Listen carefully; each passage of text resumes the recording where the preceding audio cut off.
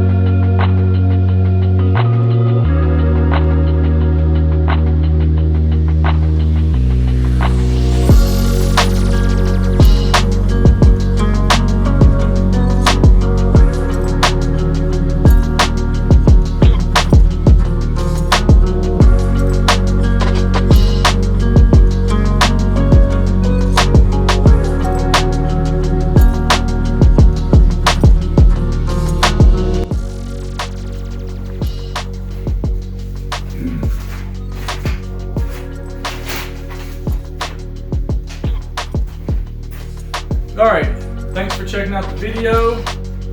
That shows you the whole process from start to finish as far as the painting goes. I hope you could learn something from that, maybe apply some of those techniques or that process of building the painting up, apply it to your own work, maybe knock out some pet portraits for family or friends, or take a commission painting, you know, it help you make some money doing some artwork. That's always good. Basically, when I first started this painting, you may be wondering, how do I get the image onto the canvas or something like that. If you haven't watched my other videos, there's a couple of them that kind of walk you through the process of transferring the design to that. But for this one, I pretty much printed out the reference photo.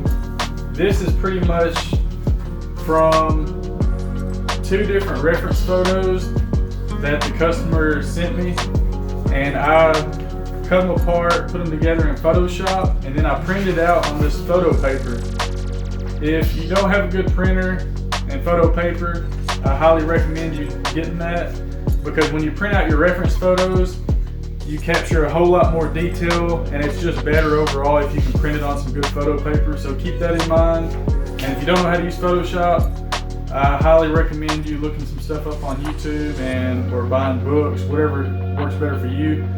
Do that, learn the program or some other type of cool editing program. That way you can throw some cool reference photos together. A lot of times customers will have 3 or 4 different photos they want put together for family portraits or pet portraits or whatever. So it comes in handy. But basically, I put that together in Photoshop, printed that out, threw it on a light box, did a tracing of the outline, shrunk that down to this size so that it would fit under my projector, projected that onto the canvas in the room while it was dark, and just lightly traced it with a pencil and capture all the detail that I wanted or needed to know where everything was going to go. And then from then on, it's basically kind of like an advanced version of paint by numbers. Pretty simple. You just have to go through the process several times, figure out how you're going to do your painting, build up from light to dark, or throw in the blacks first, then your darker browns and darker greens out of the black. You can do it all different ways. On this one, I did it kind of differently. I started with the dark browns, almost blacks. Started with that, worked out of that, and then some areas I did work light to dark. So really you just have to figure out what works best for you. Sometimes when I'm doing a different kind of painting, I just do 3 or 4 different techniques or 3 or 4 different ways of working all in one painting. So that's what I did here, and it worked out pretty well. I pretty much some stuff I have a definite strategy for, and other stuff I kind of just wing it, and it ends up being like half and half. This dog, I put the darks in first. This one I went in there with a lot of blacks first, came back, put in kind of like the mid-tones where these opaque dark grays and mid-grays are, and then I went back with more black. And so it's kind of just figuring out what works best for you. Different paintings will be different. But that's pretty much it. That was a pretty simple painting. I didn't go too realistic because I didn't want to invest too much time in it, because it is for a customer. They're probably working with a certain budget, and I'm just trying to be efficient with my time. And now I probably will do a really highly realistic painting before too long, and just kind of as a personal project, just to kind of test my skills and just to kind of level things up a little bit. But a lot of times for commission paintings, I'm trying to be efficient with my time, because time is money, and you don't want to end up getting done with the painting and have made $5 an hour. You just have to keep that in mind, because when you're doing commission work a lot, or airbrushing t-shirts a lot, you have to keep up with your time so that you are making what you need to be making to do the work you're doing.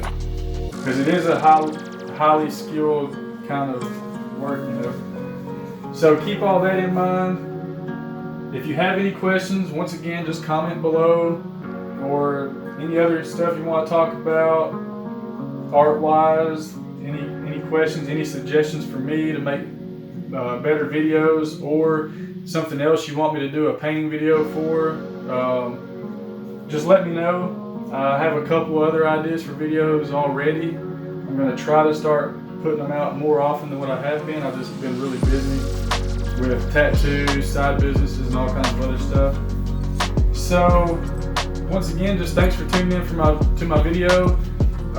Subscribe, hit the like button, all that good stuff. You'll find my social media links below in the description area. You'll also find the link to one of my online stores where I sell these shirts and a lot of other cool stuff. If you're into fitness or just cool shirts in general, I have a couple on there that's just funny designs to put together. Most of the stuff on there is designed by me, and then I have some other cool products on there too, so check those out. And I guess that's pretty much it. Like I said, I'll try to have another video up as soon as possible with some other cool project for you. Let me know what y'all think about the paintbrush mixed with airbrush process. Let me know what you want to see more of so that I can build the channel up to better suit y'all. But that pretty much wraps it up. Hope you enjoyed the video, and until next time, peace out.